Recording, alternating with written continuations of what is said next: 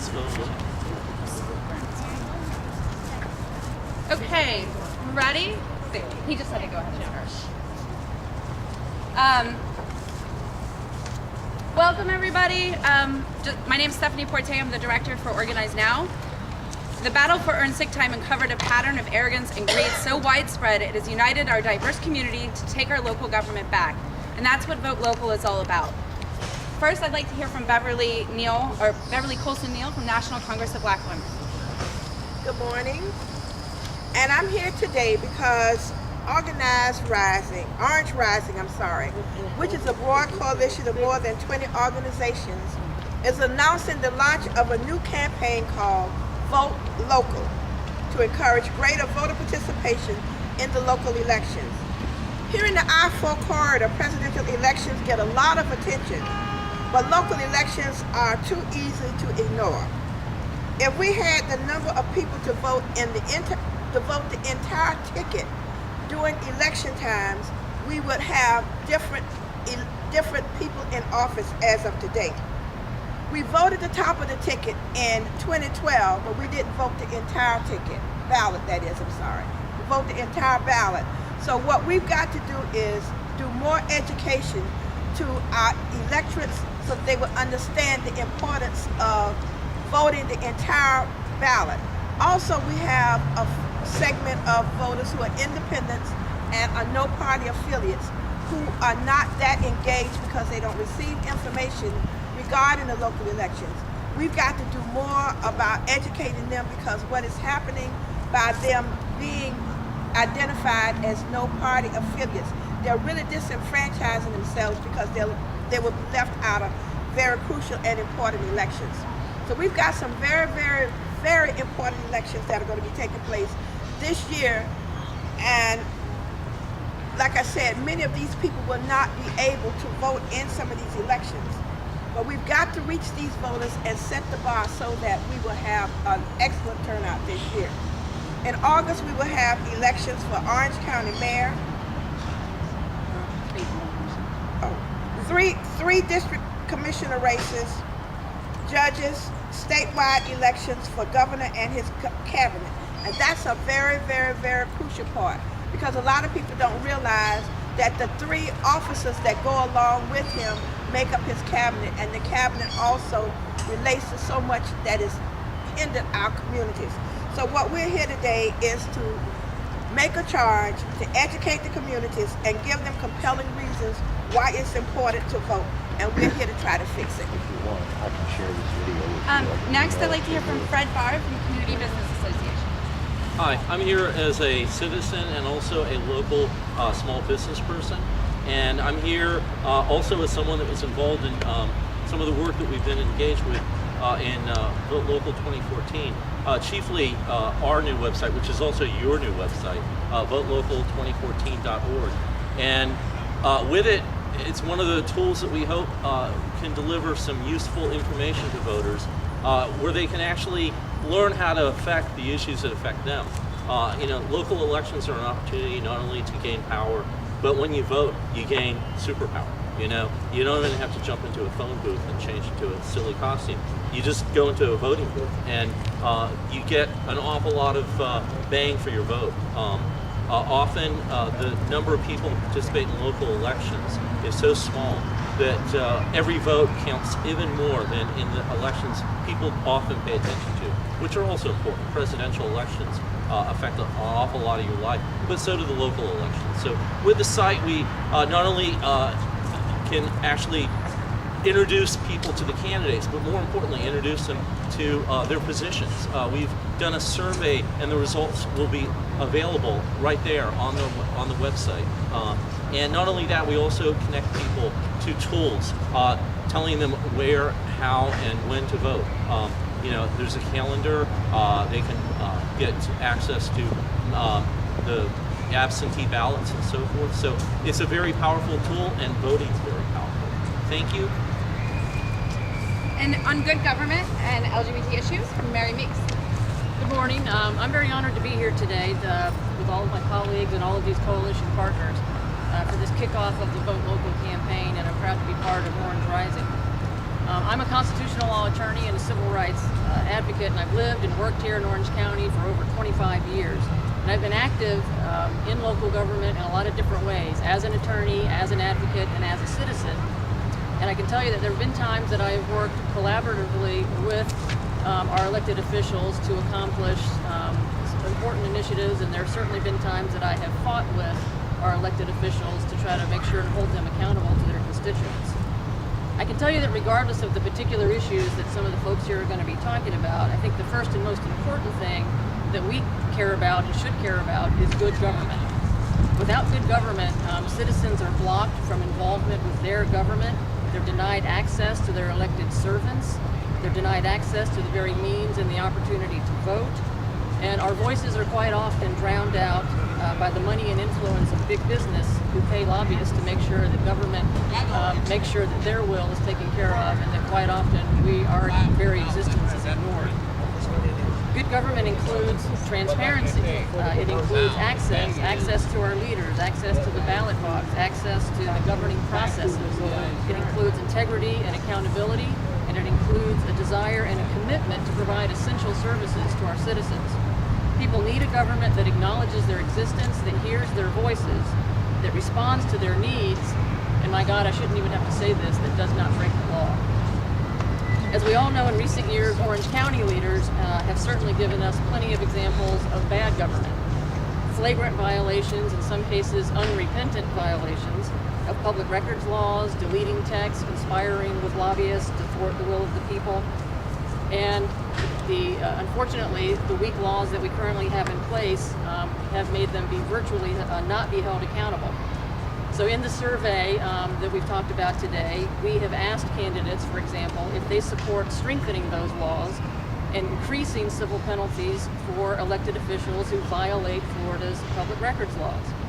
We've also asked if candidates support the funding of a public website that Orange County citizens can access to review all public records from local elected officials, including text messages and emails at no cost. Don't we deserve to know who our elected officials are consorting with and what they're saying? The County Commission is currently considering eliminating an elected constitutional office and contracting out the tax collector services to private business, as well as privatizing other essential services. We have asked candidates if they support privatizing the tax collector's office and other essential functions. Of course, good government starts with how we elect our leaders. Orange County has unfortunately passed laws that make it more difficult for voters to vote, that have had the effect of decreasing voter turnout, and that makes it more difficult for voters to know who and what they are voting for. So we have asked candidates if they support moving county elections to the same date as state and federal elections to improve turnout and save money. We have asked them if they support county commissioners being required to declare their party affiliation when running for office, so we know what we're voting for.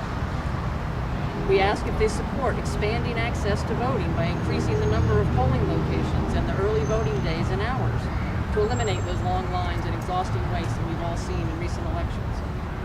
Those are just a few of the good government questions that we are putting to the candidates that want to be our elected officials. Also, as a leader and an advocate for the local lesbian, gay, bisexual, and transgendered community, I care personally very much about where candidates stand on issues that affect my community. I want to vote for candidates who value the diversity that our community exemplifies and who support initiatives that will help to achieve equality for all of our citizens. In recent years, we've been able to achieve advances on that front, passing a countywide human rights ordinance that protects citizens from discrimination, securing health insurance benefits for the families of Orange County's gay employees, and implementing a domestic partnership registry that secures critical rights for Orange County's domestic partner families. I can tell you it was not easy accomplishing those things. We had some epic battles with mayors and other officials who fought tooth and nail to oppose those rights. Our work on that front is not done, and it matters who we elect. For example, several cities and counties in Florida and across the nation have equal benefits laws, which require contractors with local government to offer benefits to employees' domestic partners that are equal to benefits offered to employee spouses. It's important to treat all families equally and to give them the resources that they need to survive. So we ask candidates if they support an equal benefits ordinance in Orange County. Also, currently, even though we did secure those health insurance benefits for Orange County employees, domestic partners, those employees face a tax penalty on the health insurance that they obtained for their partners, which married heterosexual employees do not have to pay. A tax equity ordinance would allow the county to reimburse those employees in domestic partnerships who have to pay that extra penalty in taxes on those health benefits. Fortunately, some of our elected constitutional officers have voluntarily implemented tax equity policies to ensure that all of their employees are treated fairly and equally. So we have asked candidates if they support a tax equity ordinance in Orange County that would make sure that all county employees are treated equally. So I would ask you to check out the survey and see which candidates support these issues on good government and issues as they relate to good jobs for county employees and for all LGBT citizens. Next on Livable Community is Richard Reed. Hi, thank you. I'm Richard Reed, and I'm an architect, an artist, a writer, and a teacher, and I live here in Orange County. And I represent Local 2014, and I want to talk a little bit about the value system of livable communities, which is actually something that's sweeping the nation right now. When you talk about your candidates, you look at your local candidates, Florida, and especially Orange County, has always been in the news during the presidential election, which is a high-stakes election because of our location on the I-4 corridor. And so we're scrutinized very closely by the national press. What's even more important to you as a voter, though, is not how you perform in a high-stakes election like the presidential election, but how you start voting and how you vote for your local officials and how they represent you as your elected officials. What Livable Communities wants to do is provide a basis for livable communities that makes Orange County part of that kind of lifestyle. Some of the questions that you should ask your candidates are, for example,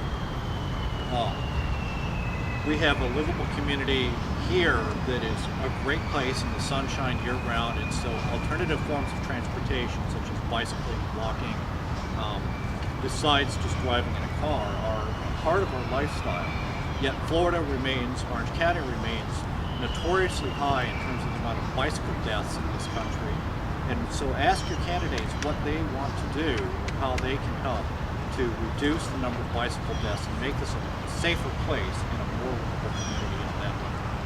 Another part of livable communities is the notion that we are here in the middle of Florida, which is a beautiful natural environment, and yet our policies and our government continually rewards a big business move to continually expand on the periphery.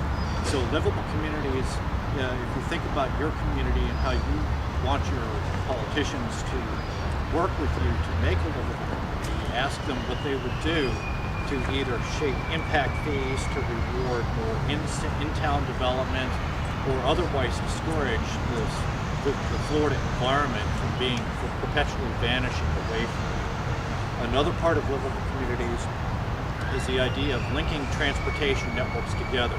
It is a great thing that our politicians have helped us get Sunrail. It is very much important that be linked into a network of other forms of transportation, not just bicycles and car parking areas, but links as well, and additional expansion of Sunrail so that we have this web of transportation. And we're not just hoping to have a 19th century railroad spine going through what is otherwise a vast multipolar city. One other part of livable communities is the notion of single stream recycling, which has happened already in most of the country. Orange County and the people you elect can help make that happen here, improving the recycling and reducing the amount of waste injected into the world. And those are some of the things that livable communities want. In short, your local politicians and whom you elect in this next election have a lot more to do with your safety, your shelter, your food sources, and your access to an affordable and livable lifestyle than anybody who would elect for president. Thank you. Thank you. Now, Eric Clinton. Hi, good morning. I'm very happy to be here today with my fellow Orange County citizens and co-workers to speak about the importance of taking back local government by making informed decisions and voting in the upcoming elections. I'm the president of Unite Here Local 362 and Central Florida AFL-CIO. The AFL-CIO represents over 40,000 working men and women in over 100 local unions here in our community. These are the Lynx bus drivers, the AT&T mobility workers, the Orange County corrections officers, the school teachers and support staffs, the Disney housekeeper, and many others. Our focus is on quality jobs for families here in Central Florida. That's why we want to know if candidates for local office truly support working families. And that's why it's important to include questions in the Vote Local survey about wage theft. Here in Orange County, even as the Florida legislature is considering a bill that would prevent 64 counties in Florida from establishing programs to protect their residents from wage theft, and would freeze the wage theft ordinance in place of the 3 counties that currently exist. That's why we ask candidates if they support policies to ensure Orange County workers, contractors, and subcontractors receive a living wage.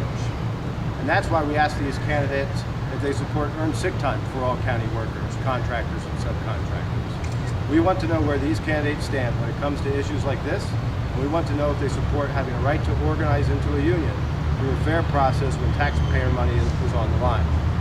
We think we have a right to know these things before we vote, don't you?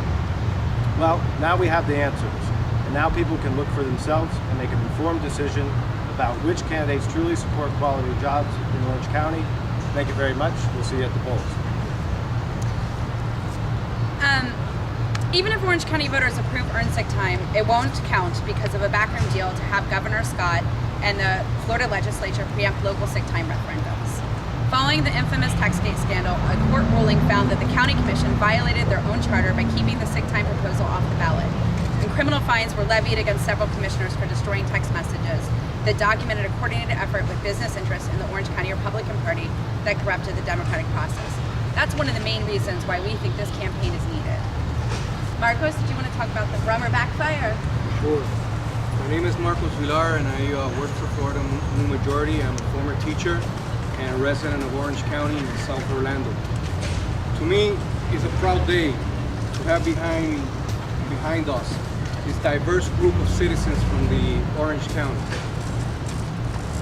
Fraternal Order Police, National Council La Raza, Sierra Club, so many different organizations represented here today, more than 20 in number. We've all been united thanks to the arrogance and the greed of the county commission, particularly Mr. Fred Brummer and his proposal to really undermine the democratic rights of all of us here today and all of you, the citizens of Orange County. This proposal was sold to us, was given to us, particularly the Latino community, as a cure to our lack of representation. They offered us a promise, not a commitment, a promise of 2 new Hispanic districts. However, bundled in with this promise was 5 other parts of a proposal that would take away, one by one, the democratic rights of all of the citizens of Orange County. It would make citizen petitions more than twice as hard to gather by reducing the time in half to 90 days, and by requiring an excessive larger number of petitions in order to qualify an initiative on the ballot. Not only that, it would have allowed Rick Scott, a Republican governor, to appoint 2 more Republican commissioners to the county commission. Got it right. It would also eliminate the tax collector's office, which, by being a democratically elected office, it is a balance to the selective and preferential enforcement of the tax laws of this country. And of this county. But we came out last week to the hearing here. More than 65 people testified. The large majority of those folks testifying against the proposal that would have cost taxpayers $1 million. $1 million.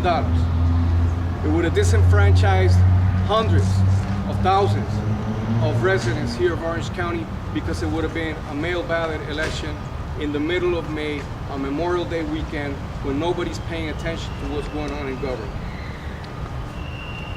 Unfortunately, a few Hispanics, a few people from my community supported this proposal. And I understand they were attracted by the promise of 2 Hispanic districts.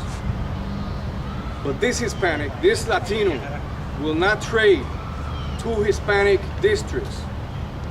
I will not trade 2 Hispanic districts if in exchange I have to give up my own democratic rights and those of all of the citizens of Orange County. So here we are today, unveiling a campaign that is aimed to bring attention to the importance of voting in local elections. VoteLocal2014.org. VoteLocal2014.org. In Spanish, VoteLocal2014.org. Information that you need to know in order to come out and vote in August 26th to change the atrocities that have been happening in the county seat here, Orange County, Florida. Thank you very much. Thank you. Now we'll take questions. Have Republicans responded to this at all? You've got a Republican-dominated commission, and a lot of them are running, or some of them are running again. What have their responses been? We have reached out to every single candidate multiple times, most candidates 5 or 6 times, and asked them all for a response. I'm not sure which ones were Democrats or Republican, because I wasn't focused on that. It was reaching out to all candidates. Anything else? The vast majority of candidates did respond. We urge everybody to go to the website to look at those responses. There's about 30 different questions from the 3 main pillars around livable communities, quality jobs, and good government. So please go through it, look for yourself. We are asking all candidates, even if they haven't responded yet, they still can. We can still add it in there. This is about educating the community. This is not about keeping anyone out of the process. So we urge every single candidate that exists who's running for Orange County Commission or Orange County Mayor to get us those answers, and we will update the website and do our best to educate as many people in Orange County as possible on their responses on these important issues. Anything else? Okay. Thank you, everybody. Vote local.